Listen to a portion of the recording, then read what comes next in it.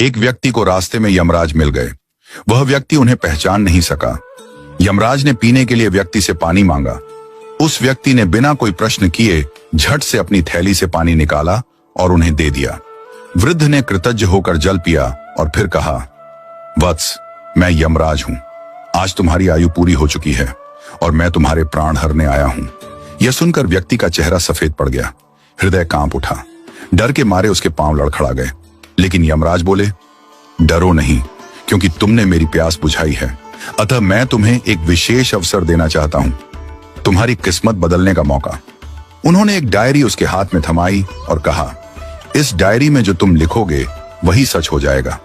तुम्हारे पास ठीक 5 मिनट का समय है। जितना चाहे लिख लो, पर ध्यान रहे केवल 5 मिनट। इसके बाद समय समाप्त हो जाएगा और डायरी मेरे पास लौट आएगी। व्यक्ति का भय थोड़ा कम हुआ। वह सोचने लगा, अब तो मेरी किस्मत मेरे हाथ में है, मैं सब कुछ बदल सकता हूं। उसने जल्दी जल्दी डायरी खोलनी शुरू की। पहला पृष्ठ देखा।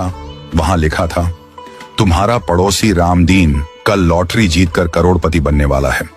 व्यक्ति को ईर्ष्या हुई। उसने लिखा, रामदीन की लॉटरी रद्द हो जाए, वह गरीब ही रहे। दूसरा पृष्ठ लिखा था, तुम्हारा मित्र रघु चुनाव जीतकर मंत्री बनने वाला है। व्यक्ति ने लिखा, रघु चुनाव हार जाए, उसे अपमान झेलना पड़े। तीसरा पृष्ठ, तुम्हारा छोटा भाई विदेश जाकर बड़ा व्यापारी बनने वाला है। व्यक्ति फिर लिखता है, वह कभी विदेश न जा पाए, नौकरी के लिए भटके। इस प्रकार वह एक एक कर पृष्ठ पलटता रहा और हर पन्ने पर दूसरों की खुशियां मिटाने लगा।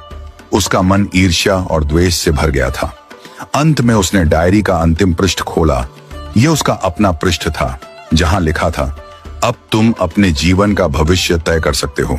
वह मुस्कुराया, पेन उठाया, लेकिन तभी एक ठंडी सी आवाज आई, वत्स, तुम्हारा 5 मिनट का समय समाप्त हो चुका है।